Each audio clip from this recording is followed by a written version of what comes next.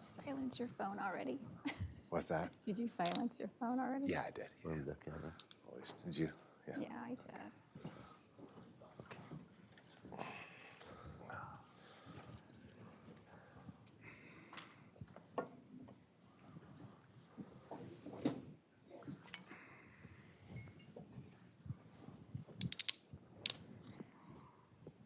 Yours open. Sorry. All right.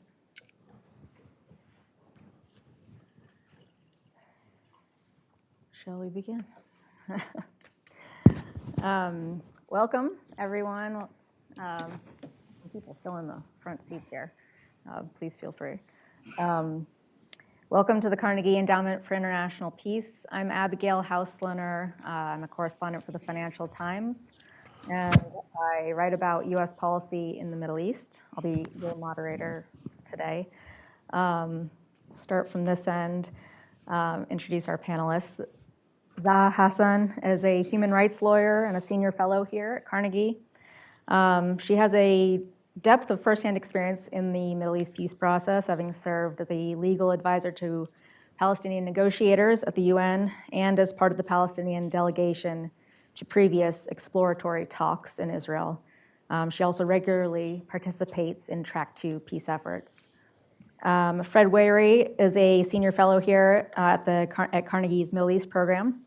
And I didn't tell him I was going to say this. We once shared a car in Libya, which I think was 2012. He thinks it's 2013.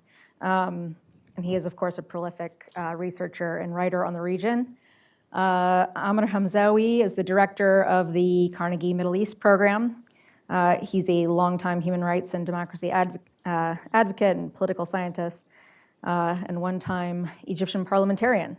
And I believe I first interviewed him in 2009 about labor strikes. I don't know if you remember that. So we have a lot of, and Marwan Muasher, is the vice president for studies at Carnegie. Previously served as the foreign minister and deputy prime minister of Jordan, and has also focused a significant part of his career on the peace process, and in fact opened Jordan's first embassy in Israel in 1995. All right, so we have a lot of great experience here on the panel to try to help us understand what is going on in the Gaza peace process. We're just over a week now. Does this start? No. We're just over a week now into this ceasefire deal, essentially step one of President Trump's 20-point plan to end this 2.5-year war in Gaza. As I think you all know, we're already at a pretty precarious moment, it seems, in the process. Zaha, I want to start with you. Maybe you can start us off by telling us how we got here and why this deal, I guess, is already on thin ice, it seems. Yeah, thank you. Thanks for being here. And thanks to all of you for being here as well. I don't think it's a surprise to anyone that, we're having a lot of bumps in the road with this Trump 20-point plan. I think it's surprising that it's gotten as far as it did. But, thinking about how we got here, I think most people would assume that the Qatar strike, that Israel's strike on Qatar is sort of what mobilized international actors and the United States towards pushing this plan and getting Israel and Hamas to sign on to this plan. But if you think about it, the plan existed already in September 2024, this all-for-all idea, all of the hostages and captives released, and a permanent ceasefire towards a political horizon. That was on the table back in September, and the U.S. And the Biden administration didn't like it, didn't pursue it. Of course, the Israelis didn't like it then. So what changed? How did we end up in this, with this 20-point plan? I think Trump kind of queued us up for the fact that it was coming.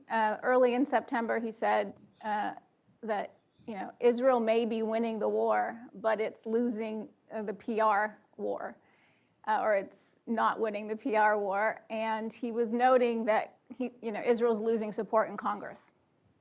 And And there was a lot of momentum building up towards this UN conference, this high-level conference to implement the two-state solution and to implement the International Court of Justice advisory opinion, which basically said Israel's presence is illegal in the occupied Palestinian territories, that its regime over Palestinians is one of apartheid, and that third states have an obligation to support Palestinian self-determination on the territorial unit, which is the occupied Palestinian territories. So third states were starting to think about sanctions. They were talking about restricting their bilateral relations. They were talking about arms embargoes. Some of them implemented arms embargoes. Some of them divested sovereign funds in the case of Norway. So there was this momentum around taking action. And at this conference, the states signed this New York Declaration, which laid out sort of guidance for states, and it also helped facilitate recognition by a number of countries, including G7 countries and others that were allied with Israel and the U.S. So there was all of this buildup and a recognition by the U.S. administration that this is a problem, I think. And then we ended up back with a plan that was already there for us to take. The difference, though, was that a lot got changed in this plan. This 20-point plan ended up incorporating what I think are poison pills that would make it very difficult to actually implement unless there's major international engagement to revise its terms. And these 5 elements to it were enunciated by Netanyahu, which he essentially said back in August that for there to be a permanent ceasefire, there would have to be Hamas's disarmament. There would have to be basically Israel being allowed to have complete security control over the West Bank, over Gaza, West Bank's a given, that neither Hamas nor the PA would be able to govern Gaza, and that, the hostages and both living and dead, all of them would have to be returned, knowing the difficulties around finding them and the rubble removal and all of that, and other things. And so all of that's incorporated into the Trump plan. And Israel has complete control over whether or not these are complied with. So that allows for a lot of opportunity for the plan to be derailed. And we're seeing that now in terms of violations of the ceasefire and the ability for Israel to decide whether or not there has been a violation or not. Okay. Fred, why don't you talk to us a bit about more about the Trump administration's approach to all this? I'm curious to hear from you about the inherent risks to this sort of unconventional approach. It's worth mentioning, probably everyone already knows this, but today the Vice President, J.D. Vance, is in Israel. President's son-in-law, Jared Kushner, unofficial advisor at the moment, and Steve Witkoff, his special envoy, are also there. They flew there Sunday night, which appears to be a bit of a scramble after this escalation of violence over the past several days. Fred, talk to us a bit some more about the 20-point plan and about what's risky about the way they're doing this and what's been advantageous so far. Yeah, so I think it's important to recognize that this deal unfolded against a backdrop in the region that the U.S. was a declining power. It was out of the game. And so I think this does show that it is still quite relevant. It's even indispensable. It hasn't left the region, So President Trump, does have significant leverage. He used it. Turkey, Qatar, these other states in the region also value their relationship with the United States. That compelled them to be a part of this deal. That said, I don't think we should overstate the originality of the plan. In many cases, the 20 points drew upon the French, Saudi, New York declaration in terms of some of the tenets of ceasefire, aid, demilitarization. I mean, the big question now is, does the U.S. have the will and capacity to follow through? And the issue with the highly personalized approach that's symbolized by the dispatch of these three advisors is, they seem to be focused on short-term crises, the near term, this very personalized approach, at the expense of the longer term, which is moving into phase 2 and 3, and that's the issues of governance, right? And those are those longer term things that are, much harder to do, not to mention that they were sort of doomed from the beginning. And so the question is, does the U.S., have the capacity to see this through, and what kind of capital, is it willing to expend? And I think the fundamental question we have to ask ourselves, is this really about a comprehensive settlement, or is it simply optics, right? And we shouldn't confuse stabilization, reconstruction, relief with a comprehensive political settlement that's based on reconciliation and justice. And I don't think those tenets are part of the plan. I don't think the Trump administration has the capacity to carry that out. We should mention also the gutting of the U.S. institutional, capacity in terms of post-conflict reconstruction, things like disarmament, demobilization, reintegration, the gutting of U.S. aid, right? So the issue of post-conflict reconstruction and aid is a form of leverage in any post-conflict settlement. The U.S. has written itself out of that game with and so what kind of, I kept thinking to myself when I was hearing this talk about disarmament and a stabilization force, the U.S. has experience in this, in other conflicts, right? In the Middle East, in Africa. I said somebody in the U.S. government has to be applying those lessons to this situation, but they're not, right? Because we've gutted that expertise. So I think it's quite worrisome. The other piece that I'll mention to conclude is the larger regional consequences for, U.S. policy. The region is asking what did the U.S. give away in return for this deal? What kind of concessions will regional players demand for their involvement? And how will that complicate the U.S. position in the region over the near and midterm? We're already seeing that with the security guarantee to Qatar. Erdogan and Turkey is, of course, leveraging this for F-35s. There's reports now that the Saudi Crown Prince is coming to demand a security guarantee. And so I think the ripple effects of this in the region need to be recognized as well, and how it also, maybe enmeshes the U.S. further in this region that we were trying to extricate ourselves from. I will return to the question of a Palestinian future or a political horizon in all of this, since that isn't part of really or detailed in this deal. And we'll turn to Muasher to tell us some more about that. But I want to have you guys delve in a little bit more to this question of the International Stabilization Force, this force that is meant to secure Gaza in this sort of transitional phase, this next phase.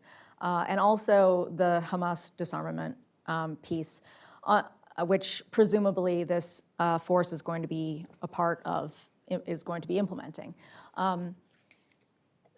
Zaha, maybe, or Amr, maybe one of you could talk about, who is going to take part in this force, and how is this going to work? And are we going to see Turkish, Qatari, other Gulf powers with boots on the ground in Gaza disarming Hamas? What is going to need to happen for something like that to play out? And if it doesn't, what are we looking at? You want to start? No, go ahead, please. Well, I'll let you talk about who's contributing and what's this all about, but I just wanted to think about sort of what is this exactly? Like, what is the mandate for this? It's not a peacekeeping force, clearly, because it's not meant to separate Palestinians from Israelis and provide safety to Palestinian civilians and Israelis. The idea of this stabilization force, as far as we can tell from the 20-point plan, is that it's going to be focused internally inside of Gaza. It's going to provide training and support to Palestinian vetted police who's doing the vetting of the police and why we need to have training and oversight of the police isn't really clear.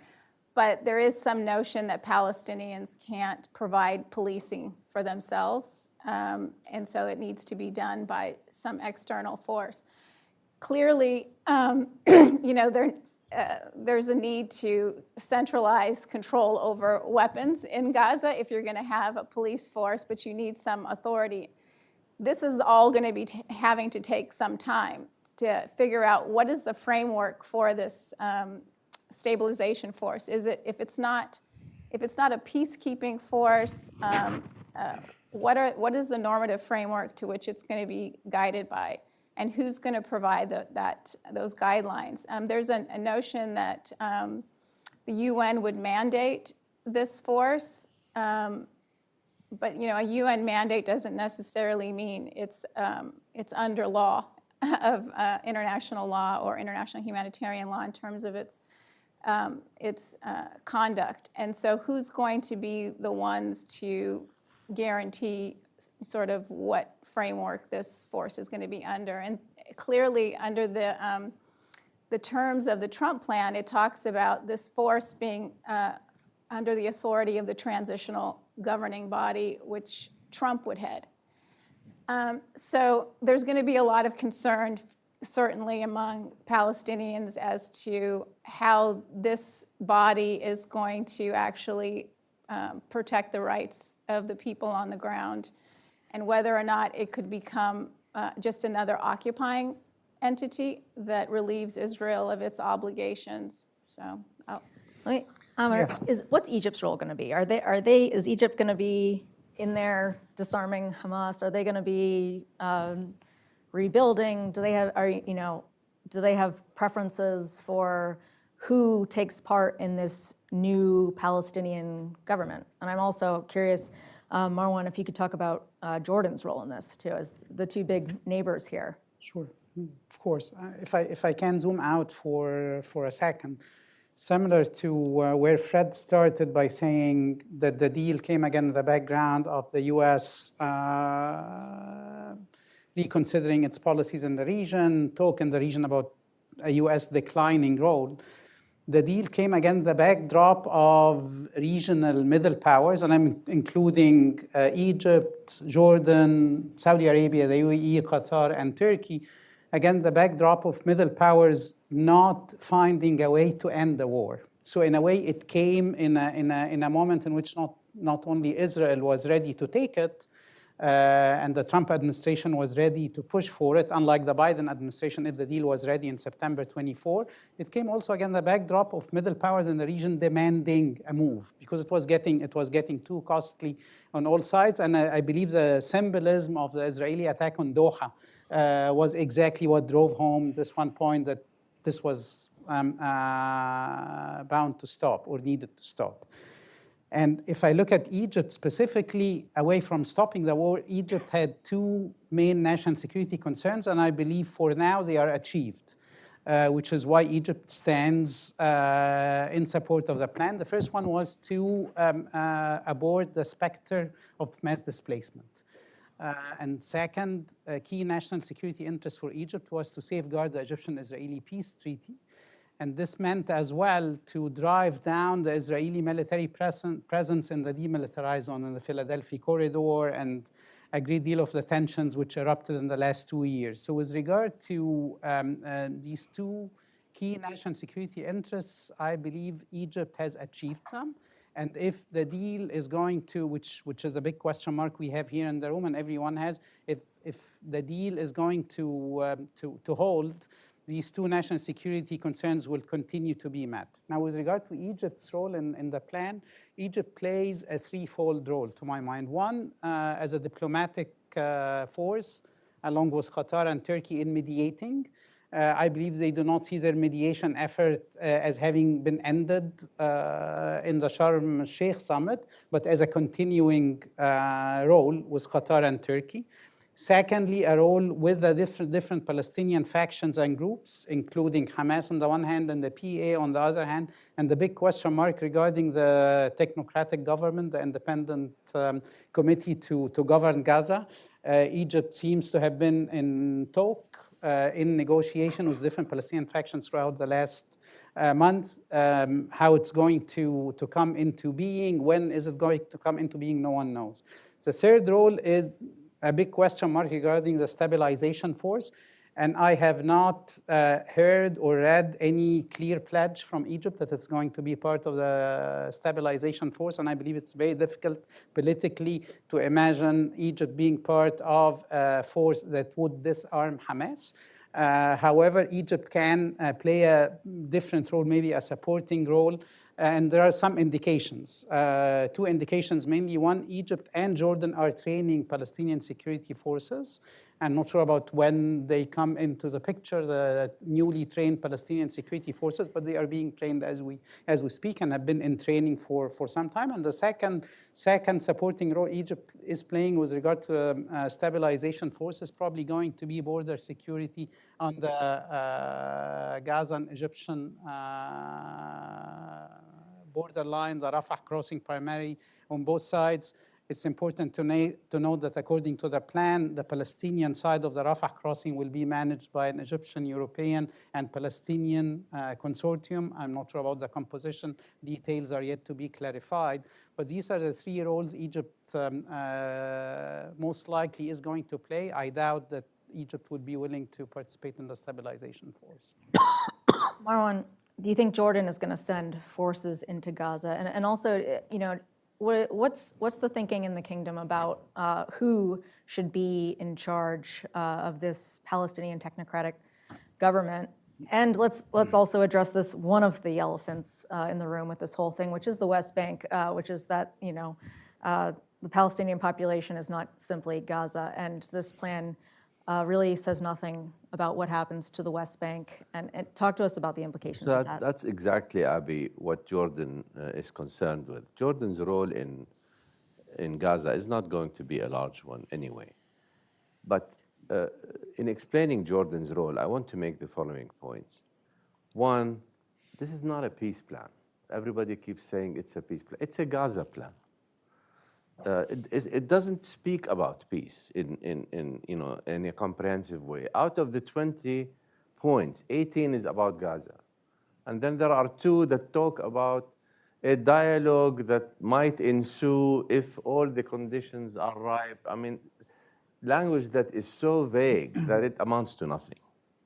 That's Jordan's main concern, is because Jordan believes the ceasefire in Gaza might hold. And Trump is serious, I think, about making it hold. But Trump has got what he wanted from the plan. Release of all the hostages and an end to the war in Gaza. That's it. The West Bank has not been mentioned once in the Trump peace plan. Not once. And I believe that Jordan's main concern is that the next battle now is going to be in the West Bank. The battle has already started. It is a battle that is different than Gaza. We don't have starvation. We don't have the kind of destruction and air bombing and all that arouses public opinion around the world. There's none of that. But the annexation of the West Bank is taking place systematically without much fanfare. Israeli finance minister said it very clearly 2 weeks ago. He said, we plan to annex 82% of the West Bank. Why did he say 82%? Why didn't he say 85 or 80? Why 82? Is because 82% is areas B and C in the West Bank, which is the Jordan Valley and the areas in between the major Palestinian population centers. And Area A is the 18%, which has the main Palestinian population centers. So basically, Smotrich is telling us, we will annex the land, but we don't want to annex the people. And if that is the case, then what happens to the people? Who takes care of the Palestinians in the West Bank? Is it self-rule in isolated Palestinian islands? Is it asking Jordan to administer these areas? It certainly is not a two-state solution. It's not, developing it. And that is the main concern with this plan. Everybody is, well, the president is talking about it as bringing peace to the Middle East. Bringing an end to the hostilities in Gaza is, yes, one thing, but we have to differentiate between bringing an end to hostilities in Gaza and between bringing peace to the whole Middle East. Bringing peace to the whole Middle East, offering a serious political horizon to end the Arab-Israeli conflict is nowhere to be found in this plan. And so instead of the plan being a first step towards comprehensive peace, Jordan is concerned that the plan is a first step towards annexation of the West Bank. That's the real concern there. I'm going to return to sort of the potential for more violence going forward. But first, reconstruction. This is obviously kind of one of the more immediate, if challenging, goals of the peace plan for Gaza, at least. Amr, can you lay out, what are the obstacles to doing that? And, you brought up Rafah crossing earlier. Obviously, construction materials, construction equipment are going to need to come into Gaza. As we all know, maybe you could talk a little bit about the history of the blockade. There has been an Israeli blockade in place with Egypt's assistance since 2006, with various amounts of various sort of materials deemed dual use or restricted at different points in time. So this goes back, much, including a lot of material used to build infrastructure, right? This goes back since well before October 7th. What needs to happen for Gaza to be cleared and rebuilt for this sort of economic zone that President Trump envisions to happen? And how is that going to happen? Yes, the real obstacle here is a point which Zaha referenced in her initial remarks. The fact that the Israeli government or the Israeli Prime Minister Netanyahu is the one who defines when to continue to open the crossing or to close the crossing, which we have been seeing in the last few days. The fact that he claims and conducts himself and his government conducts its policy as the one power defining whether Hamas or the Palestinian side is in compliance or not. Maybe the US is trying to push, which is probably the background for the visit of the different representatives, and two representatives and an official representative from the American administration in Israel today and yesterday.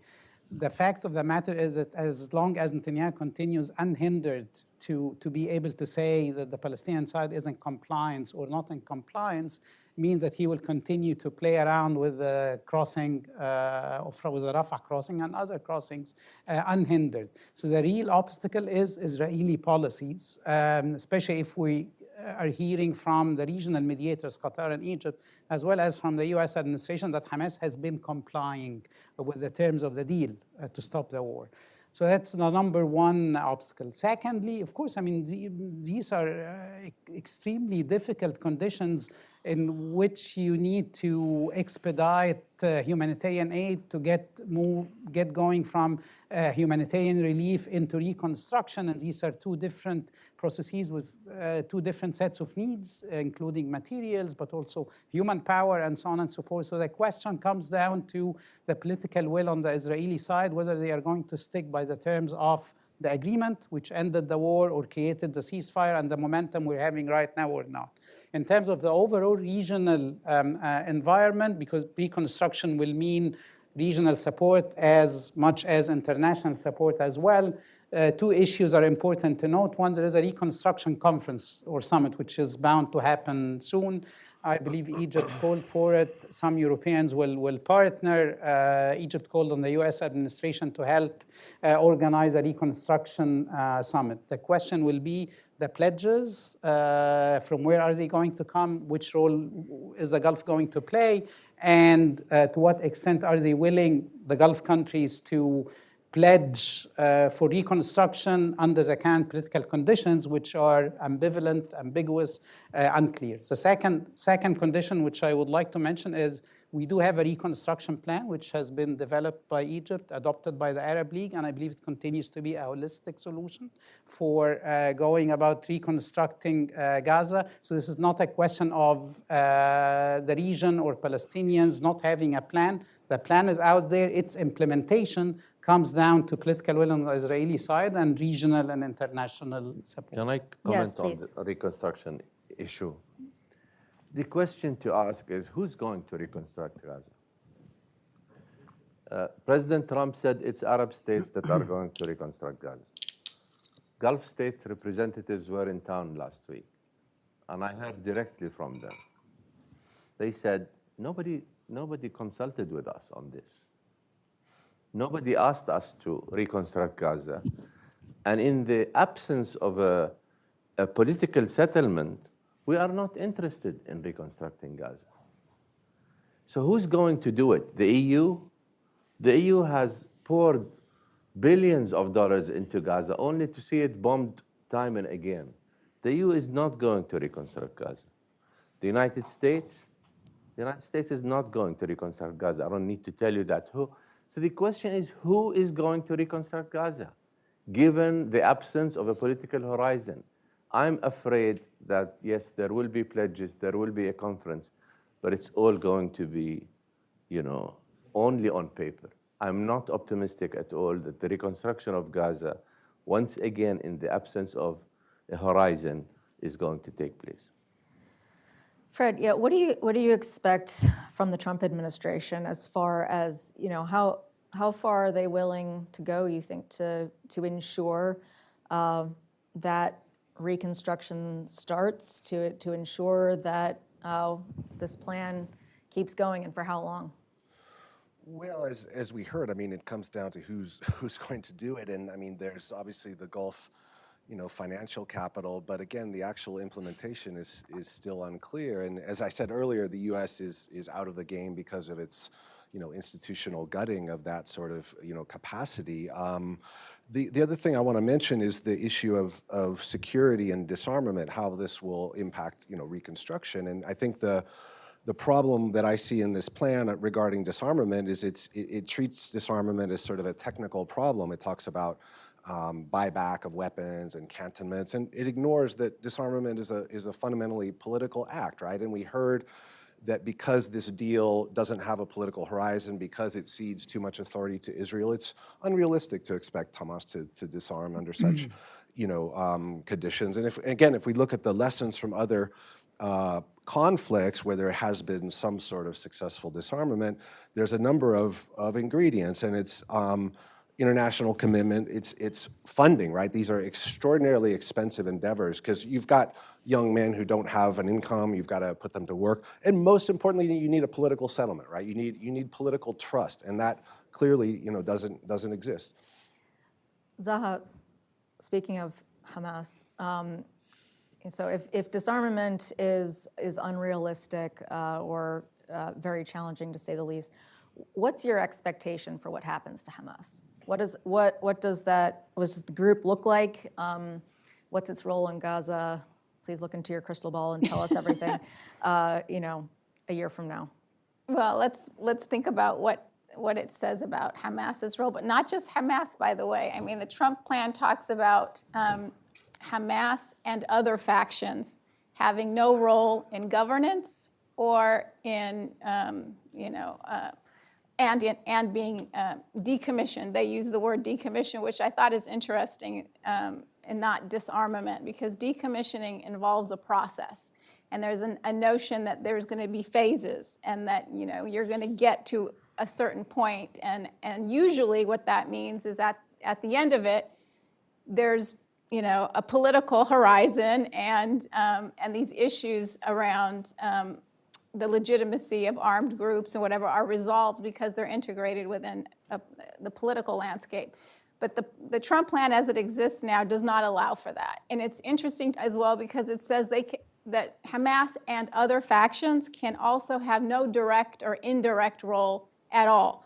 So what does that even mean? Indirect role, does that mean like if you're a Hamas member, you can't vote, and, participate? Does it mean that you can't be in the civil service when that's going to really hamstring notions of how do you rebuild if you can't have anybody that's served in a Hamas government? I mean, that was the de facto government, so people, but other factions as well. Does that mean that Fatah, anyone who is a Fatah member can't be a part of, the governance?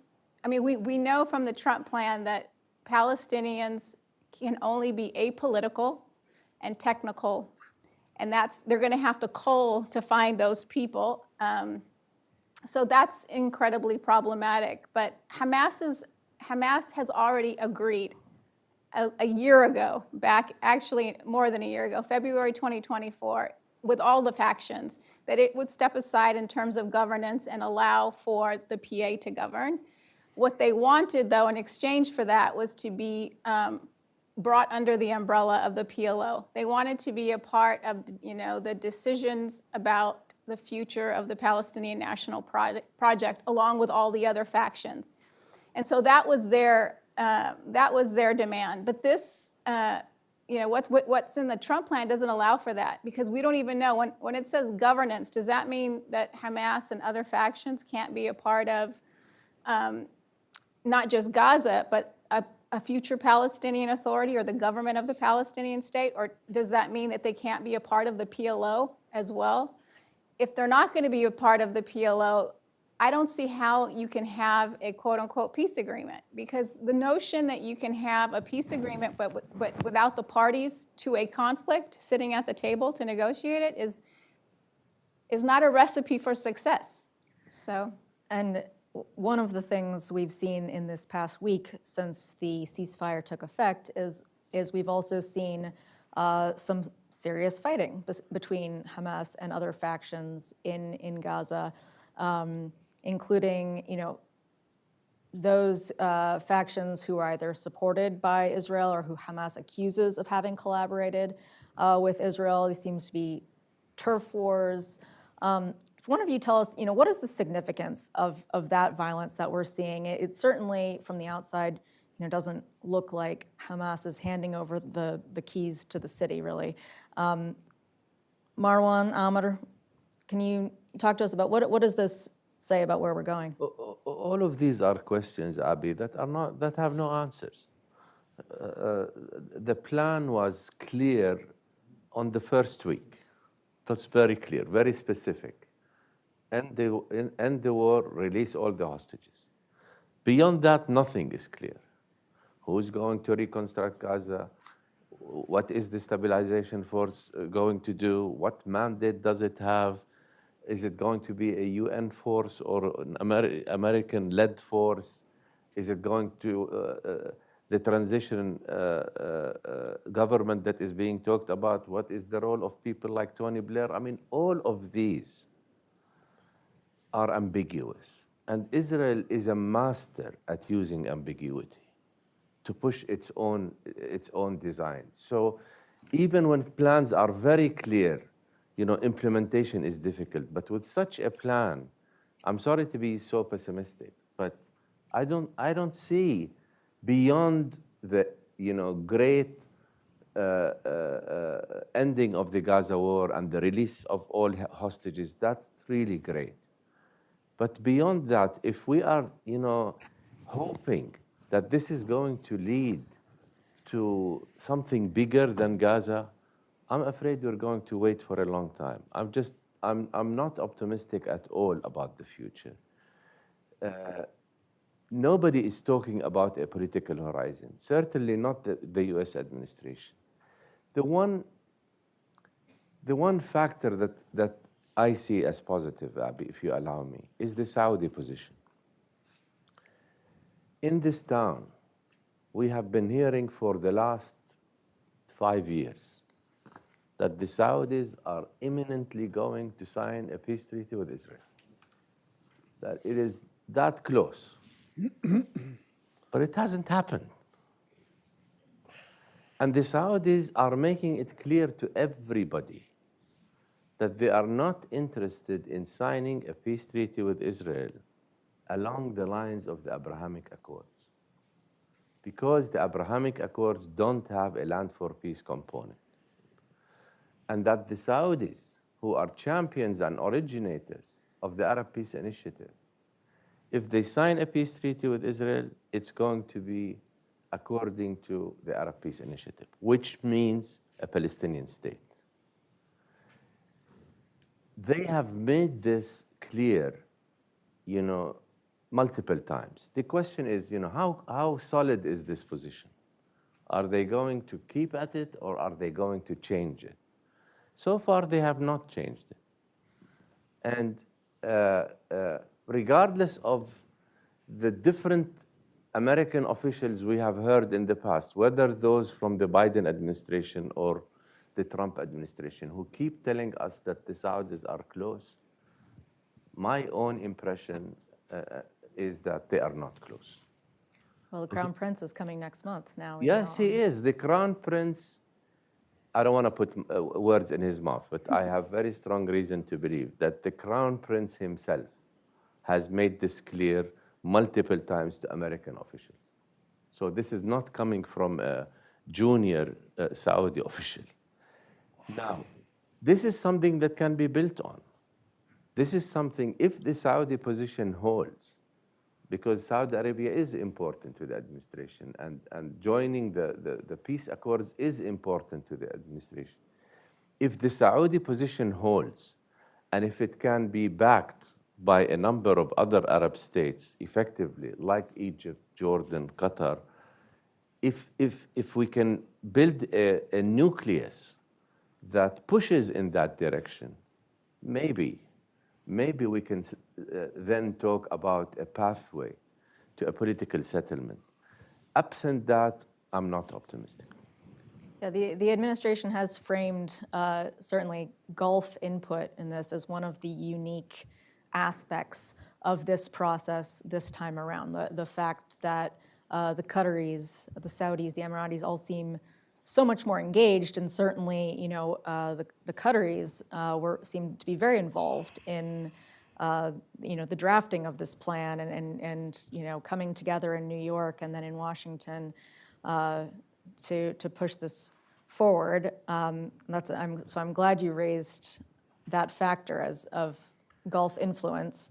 Yeah, the real influence, sorry, Abby, is not the Qataris in the plan. The real influence is Saudi Arabia, which together with France came up not just with a plan for Gaza, but talked about a political horizon in detail. Ironically, of course, none in the US administration even pointed out this. So everybody is talking about reconstruction of Gaza. Nobody has said, oh, but there is also a plan beyond Gaza. But it's the Saudis who have championed, in the Arab world at least, this move. The Arab construction plan, which the Egyptians also wrote, also has a serious and detailed component about, the bigger region and a regional settlement. But nobody in the US administration is worried or concerned about that or talking about that. Let's remember that the deal of the century, quote unquote, that Trump talked about in his first administration, that no Palestinian or Arab can accept. Today, even the deal of the century is not mentioned. No one has said a word about it in the second Trump administration, which means that, to me, that this administration is not interested in a political settlement. Yeah, so I'm glad Marwan mentioned toward the end of his comment the reconstruction plan and the fact that the reconstruction plan, which was once again written by the Egyptians, approved by the Arab League, does have a political horizon.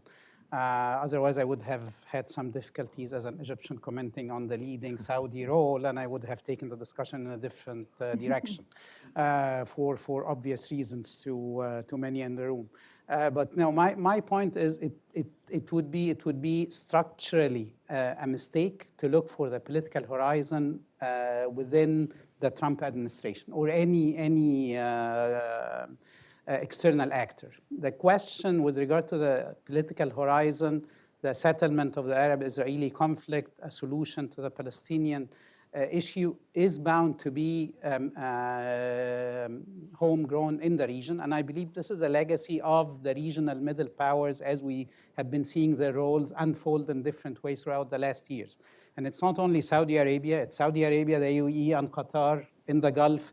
It's Egypt, it's Turkey, it's Iran in its own ways, and the big question on moderation of Iranian foreign policy behavior in the Middle East. What I'm trying to say is it would be structurally misleading and strategically not smart to bet on any external actor to come to the region with a political horizon. The political horizon needs to be developed by regional middle powers. Now, the question is, do we have convergence, points of convergence between key middle powers in the region that would push for a political horizon based on land for peace and the two-state solution? Yes. I mean, the only one regional actor which stands outside of that consensus is Israel, because Iran, as of now, if you monitor even the last statements coming from the Iranians following the 12-day war, they are moving their diplomacy in a different direction. It will take time. They are warming up relations to many Arab countries, including Egypt, by the way. They are no longer pushing forward that resistance discourse and resistance narrative as their only bet. The one big actor and the elephant in the room is the Israeli foreign policy behavior and the capacity and the ability and the readiness of the Netanyahu government, not only not to comply by the current agreement, by the ceasefire, but to step out of it and resume its military adventurism, which we've been seeing in the last 2 years. Second point on the political horizon, I believe it's difficult to expect a wholesale solution coming from anywhere. I mean, the history of the region is a history of phased agreements, of gradual steps, and creating a momentum, sometimes even based on bad agreements, sometimes even based on extremely ambiguous agreements. So there's a question mark, at least in my mind, whether the current ceasefire, if it holds, if it continues to hold with the difficulties we've been outlining, can create a momentum which might enable that regional will to push forward for a political solution. So bringing us back to the question of whether the ceasefire holds, and then I'd like to take some questions from the audience. What are you each concerned about? Why wouldn't this hold at this point? Where do you see this most likely to break down, and for Israel in particular to go back in and resume its offensive? I can start us off. So I want to just point out that the agreement, the Trump plan, the Trump plan does mention implicitly the West Bank. And it does that by talking about the Palestinian Authority and saying that the Palestinian Authority will have to reform. And the Trump 2020 plan is mentioned as well in this 20-point plan. It says that that the reform Palestinians have to engage in. It's contained in various plans, including the Trump 2020 plan. And that plan basically says that Palestinians have to accept, Israel as a Jewish state. Palestinians have to relinquish all access to accountability mechanisms, whether that's ICC, ICJ, or whether that's seeking in other domestic courts accountability for Israeli. I mean, there's a whole list of things that Palestinians have to do. There is not going to be, those kinds of provisions are aimed at making it impossible for Palestinians writ large to accept, because it's basically and they'd have to submit to permanent subjugation. So this is not aimed at getting Palestinian factions to agree, and it's not aimed at a political solution, clearly. But can it hold a ceasefire? Can this thing hold a ceasefire?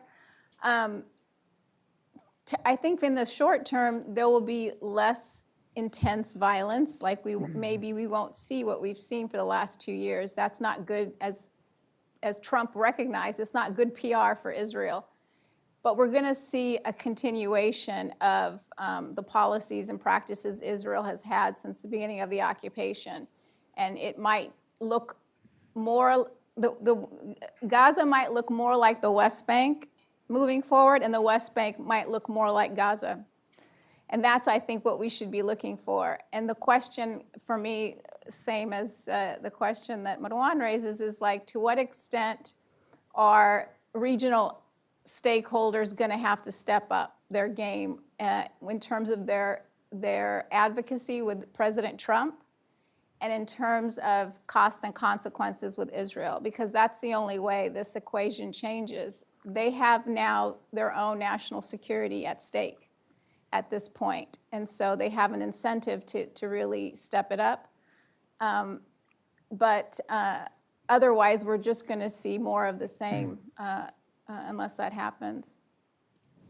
Fred, you want to add something? Yeah, so going back to your point about the violence between Hamas and other Palestinian factions, I think this is a key point, and it speaks to the issue that occupations invariably become, civil wars. There's the pro-Israeli factions. There's factions that are outside of Hamas's control. So I think the real danger is, spoilers, rejectionists, a splintering that could provide the pretext for Israel to go back in. And I think we also have to talk about the time horizon here and the possibility of a reconfiguration of militancy and the generational, trauma that's been inflicted over the last 2 years, and how that could be breeding a new generation of militancy, right? I mean, I was in Gaza in the summer of 1993, speaking to young people, and they were talking about the house demolitions by Israel. And this was right before the Oslo Accord, right? This triumphal moment. And I've often wondered what became of those young people, right? And where are they now? And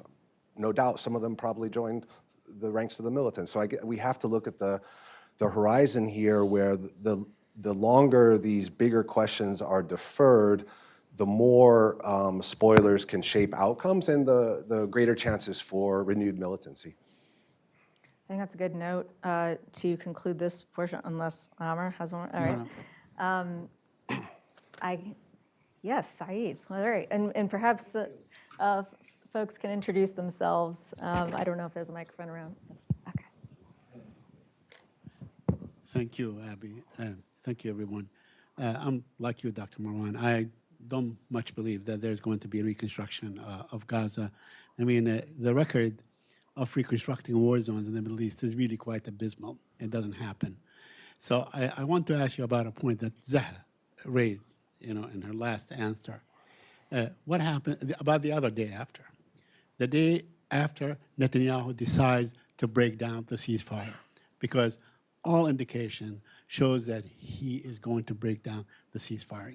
He feels that it served its purpose, in releasing the hostages and so on, get a bit of reprieve and so on. So what happens then? Are we going to go back to the same situation with total paralysis among Arab countries, statements from the Europeans and so on, and the war goes on? Are we going to go for another 6 months, 8 months, and so on?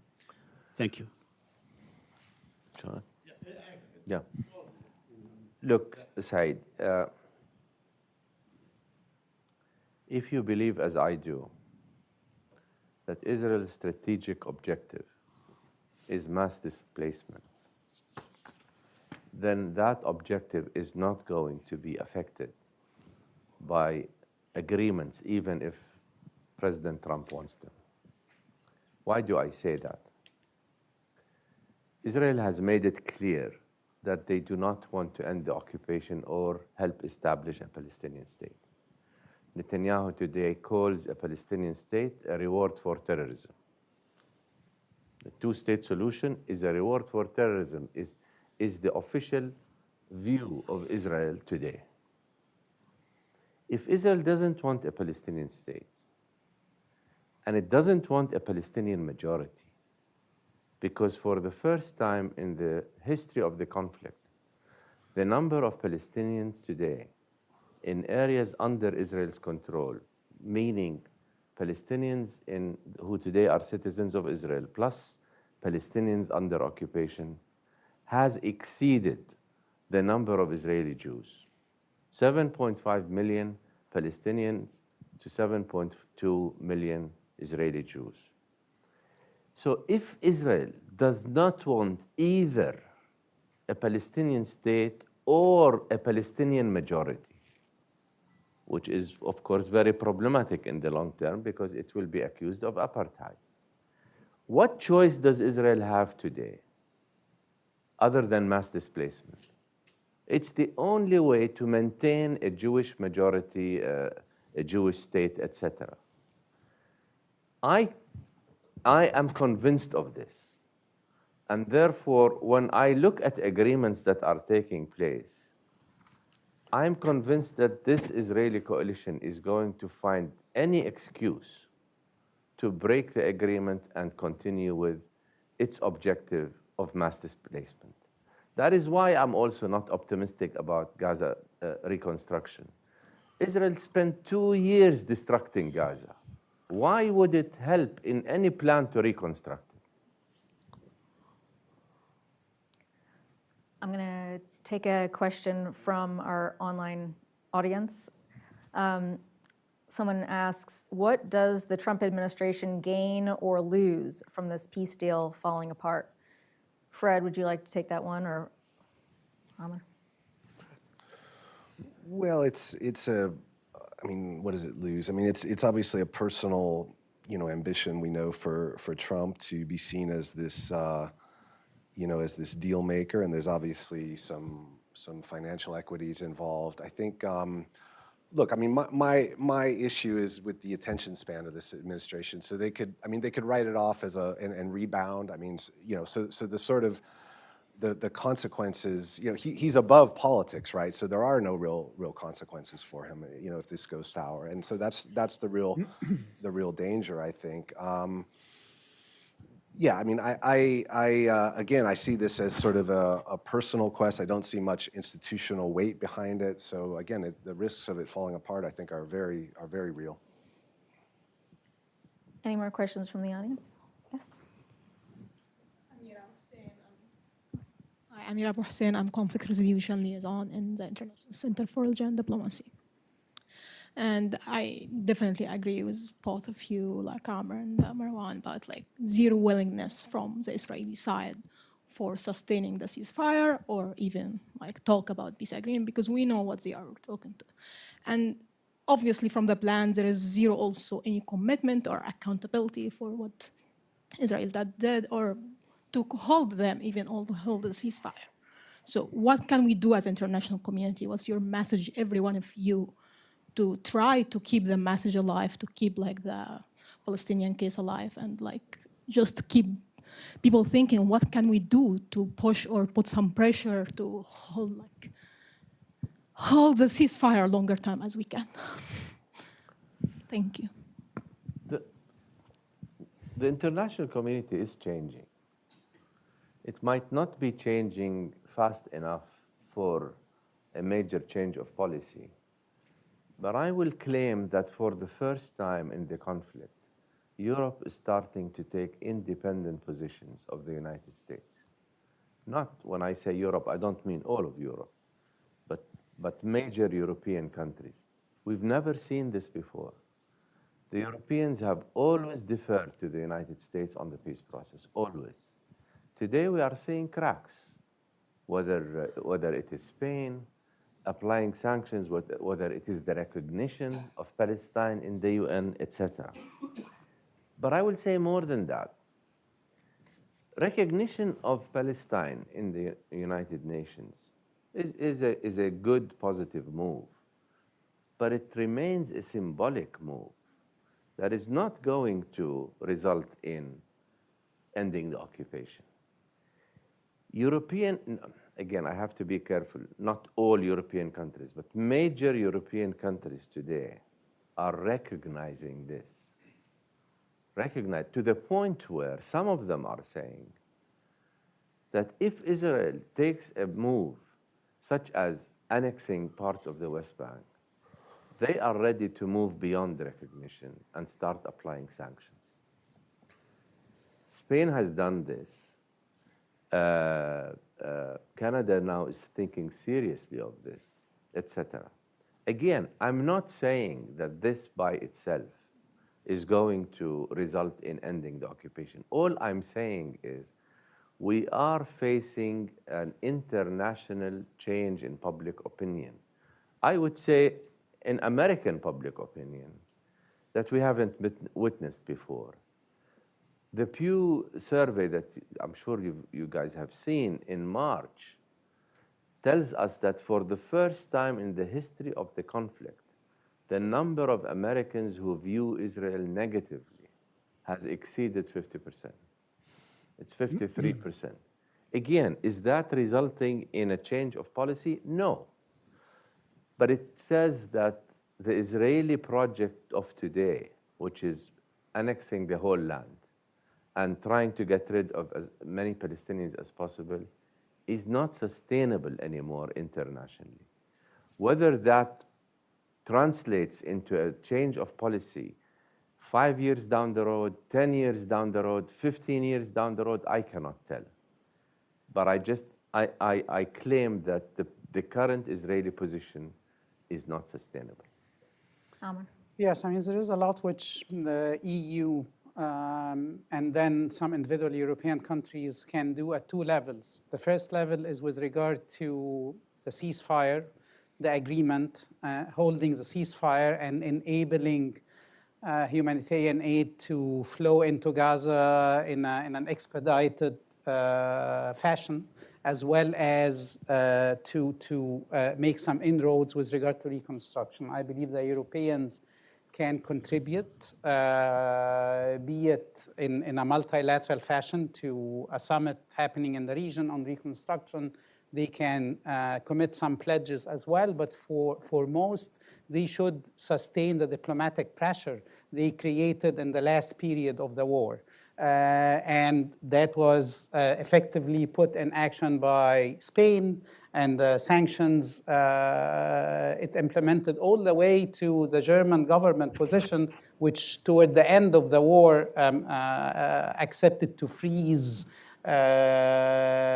weapon supplies and ammunition supplies to the Israeli government. Secondly, with regard to the political horizon question, and I remain convinced that the political horizon issue is for the region to solve, and of course for the Palestinians before that and for the Israelis before that to solve.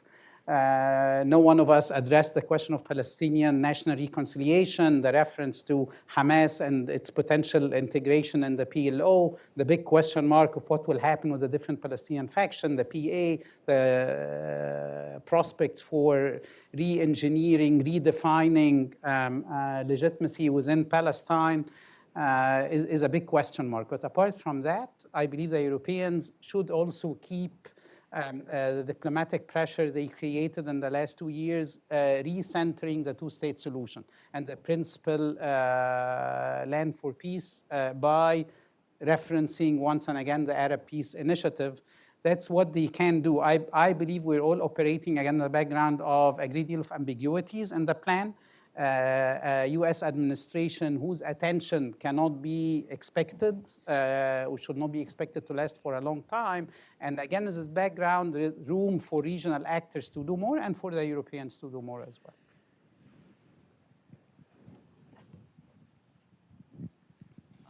Hello, Mirat Mabrouk from the Middle East Institute. Very quickly, I mean, the US got us this far, but I really don't think anyone thinks that it has the stamina or the interest in staying the course. And I think Marwan is absolutely correct when he says that European attitudes are changing, but then again, you know, Germany just committed to buying $2 billion worth of Israeli arms this morning. So I think that by the time European attitudes from the public filter to the political elites, that, you know, annexation may be done. My question is really to Zaha's point on regional actors. Countries tend to act in their own best interests, and the law of technology and AI from Israel is very strong, especially for the Gulf. How is it you think that regional actors, and this includes all of our regional actors, okay, what do you think regional stakeholders can put on the table to try and bring about a path towards Palestinian statehood? Because left unchecked, this will remain everybody's problem. Thank you. Should I? Who'd like to take that? That's a good one. I can start. The region has a lot it can do, right? What I notice is that the biggest actor, Saudi Arabia, is leading from the back. You know, it's not taking the initiative to lead when it has so much influence with the Trump administration. Because if you think about it, I mean, as we've noted, the Trump administration really is interested in regional integration, wants to do business, as does Israel, and it needs the region. Israel's living in a region it's not able to fully benefit from. So Saudi Arabia has a lot to bring. The Gulf in general has a lot to bring to bear on pushing for these things. But I think that there is this reluctance to stand in front on this. And that's why you saw Saudi Arabia join forces with France to head up this high-level conference.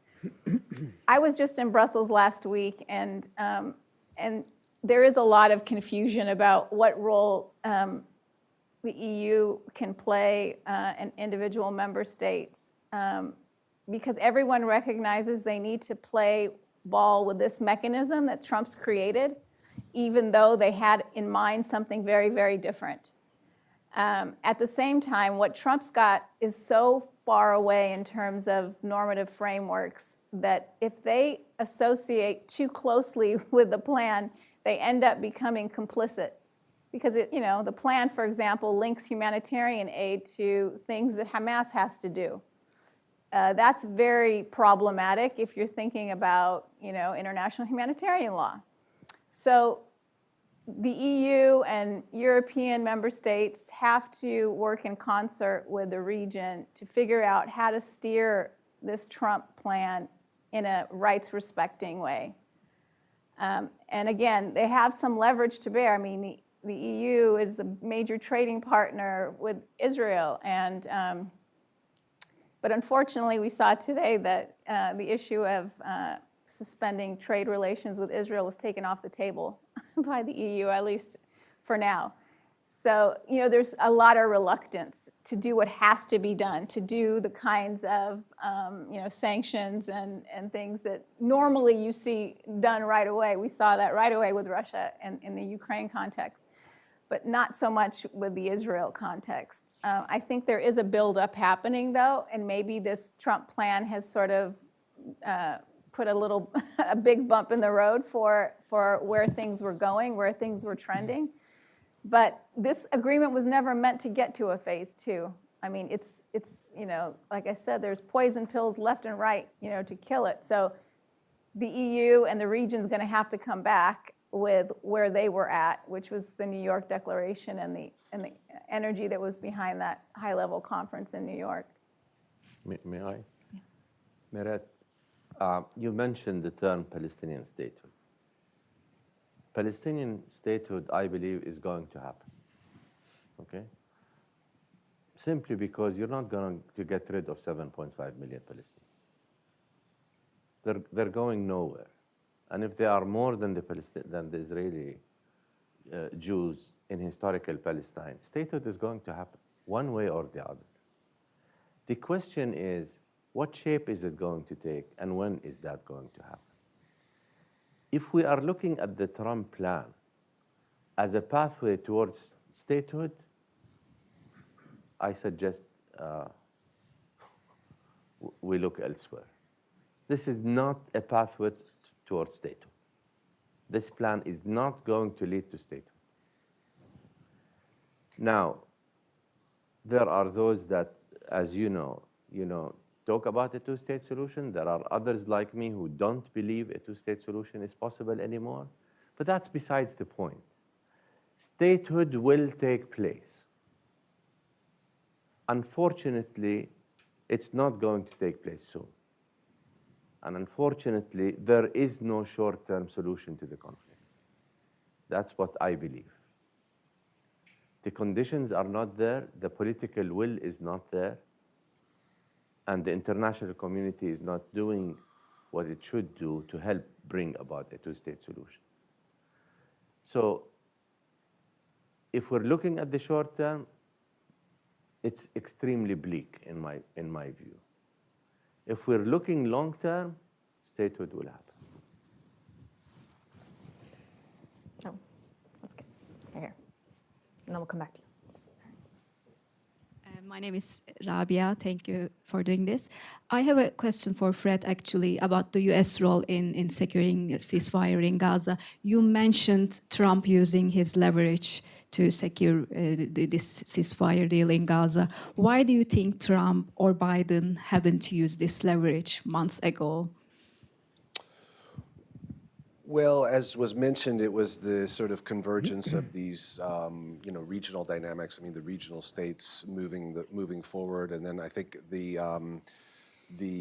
strike on Qatar was apparently the deciding factor. And I think that really speaks to a point that I want to emphasize, is that this is sort of a point of leverage for the Gulf, that to the degree to which Trump cares about his financial relationships with these Gulf states, it's leverage, right? And so he can't ignore their demands, their will, right? And so I think that was what really pushed him.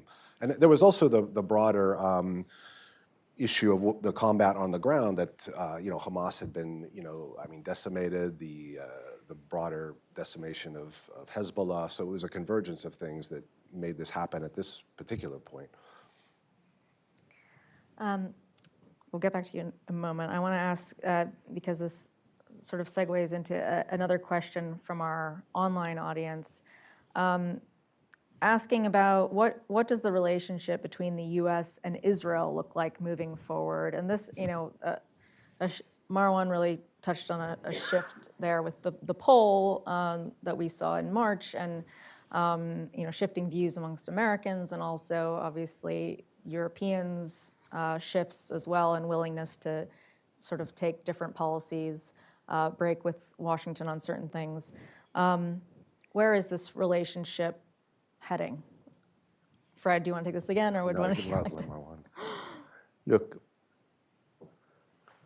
I was Jordan's first ambassador to Israel. When I was ambassador there, Labor had 40 members in the Knesset. Meretz had 12, and the Arab parties had 10.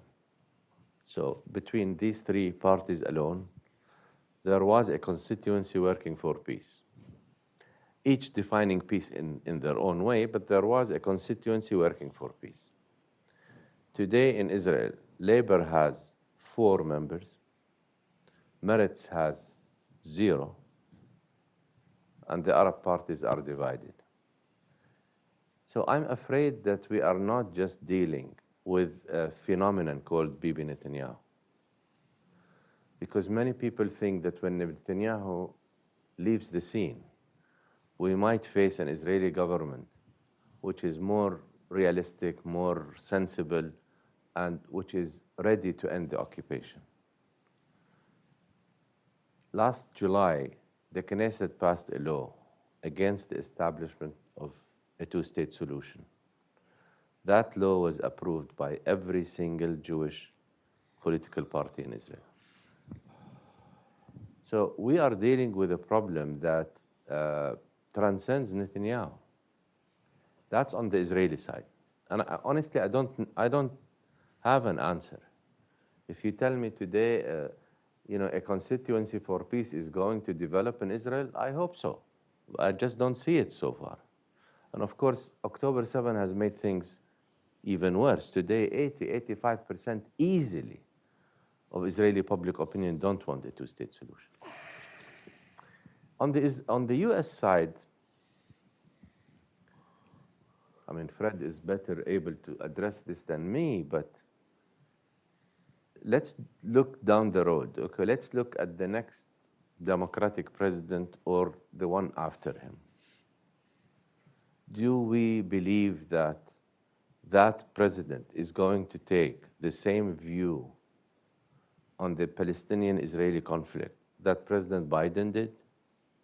When 72%, according to the polls, 72% of the Democratic youth today, meaning between 18 and 49 years old, view Israel negatively. for domestic reasons. Forget love or lack of love for the Palestinians. For domestic reason, the next or the one after the next Democratic president is not going to have the same position on the Israeli conflict that President Biden did. I'd like to take your question. Yeah. Thank you for your patience. Okay, thank you. I'm Shamir from American University. I think sometime the last question maybe answer my question as well. My question was next year. It was already declared the Israeli general election will be in next year. Considering the general public opinion in Israel, do you expect any change in Israel policy after that? Do you expect?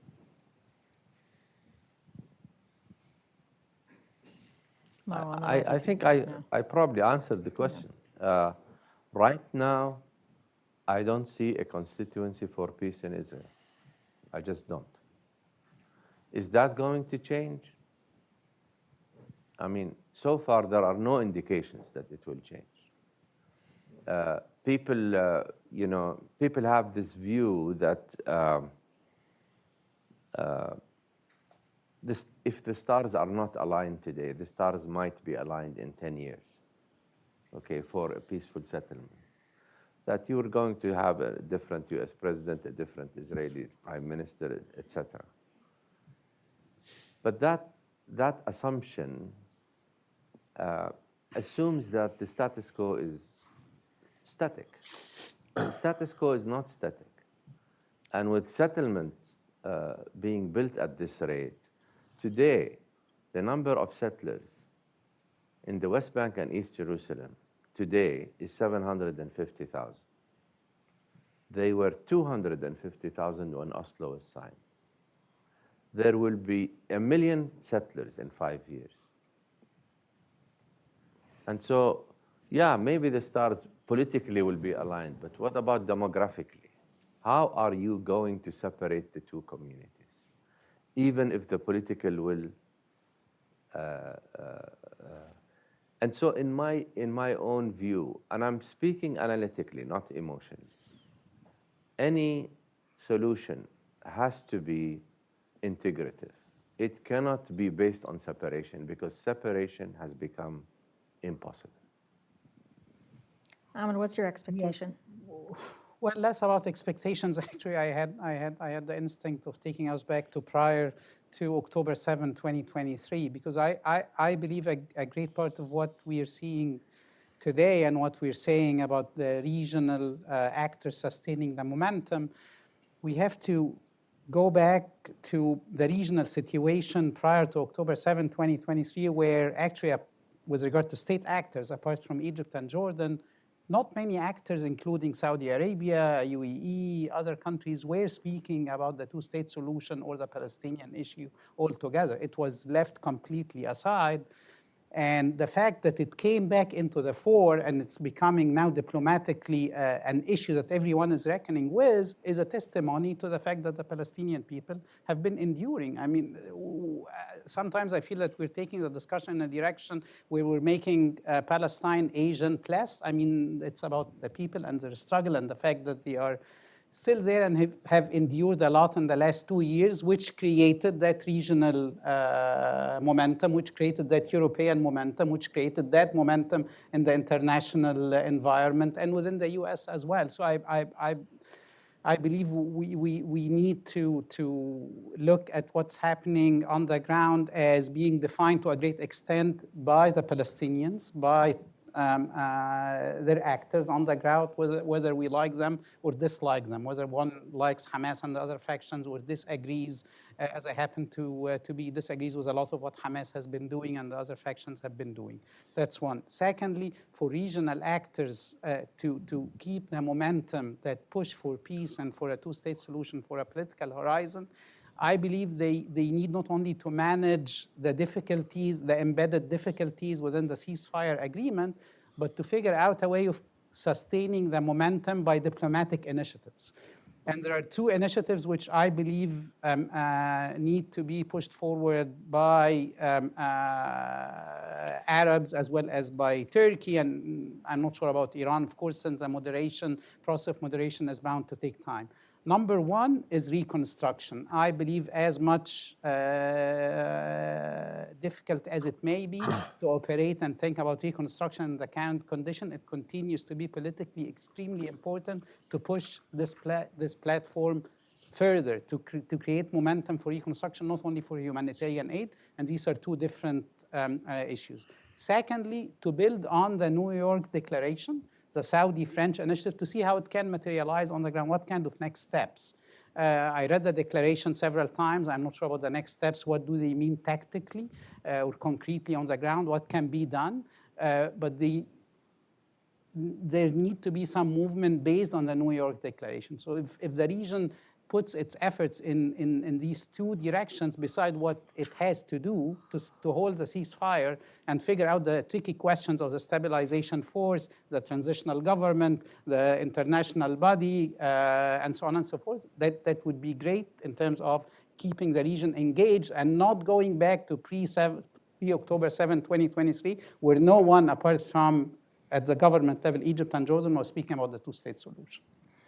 I'm going to go to you next. Before that, to pose a cynical question to Zaha, I guess all of this is pretty cynical.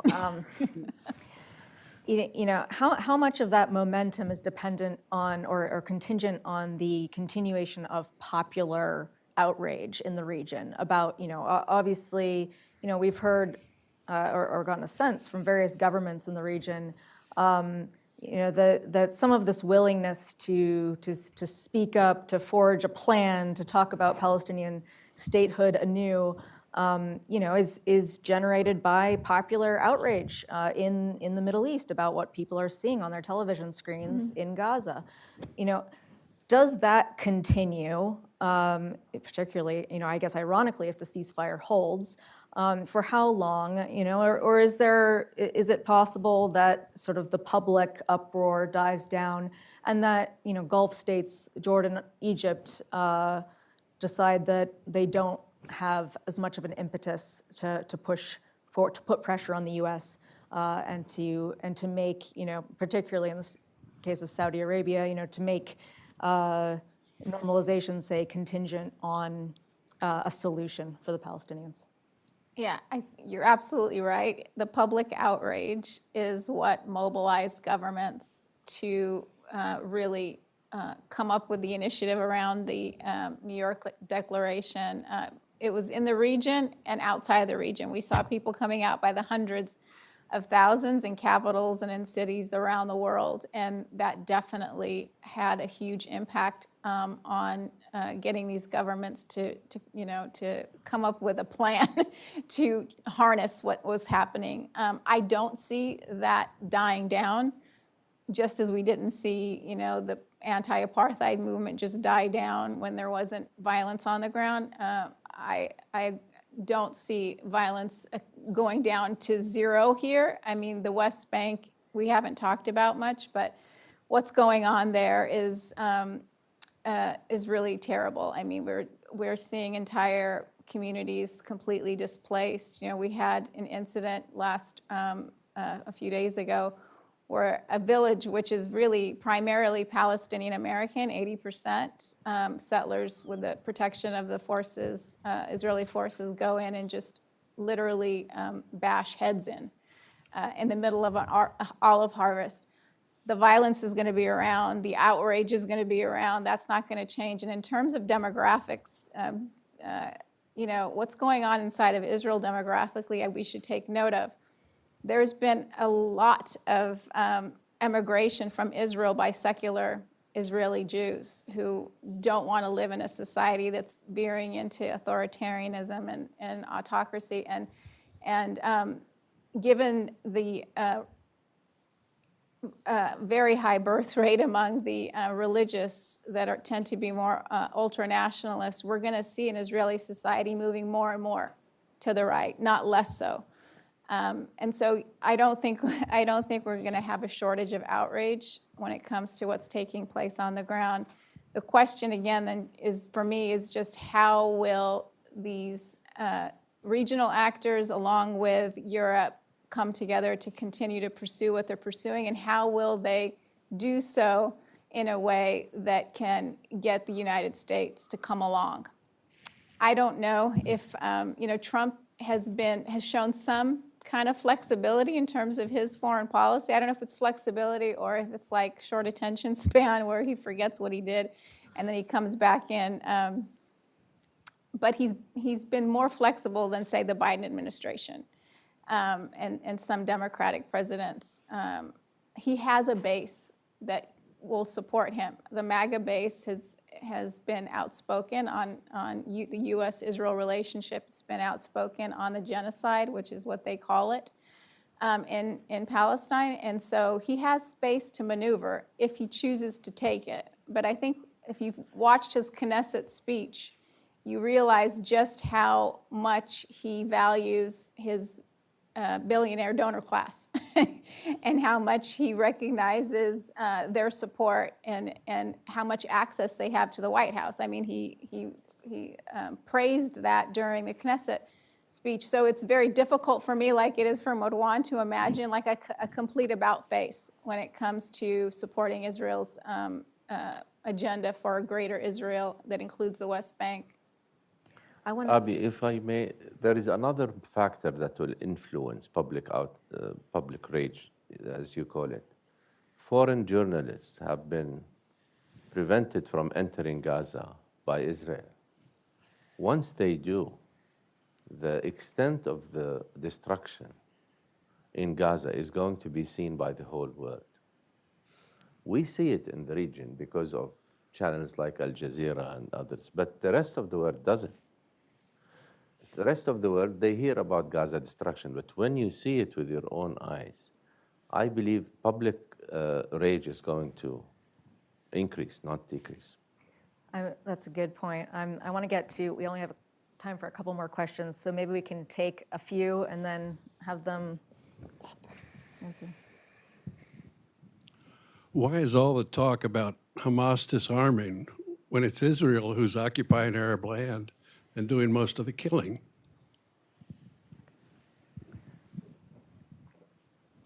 Good point, sir. Maybe here, and then we'll take this gentleman, and then we'll.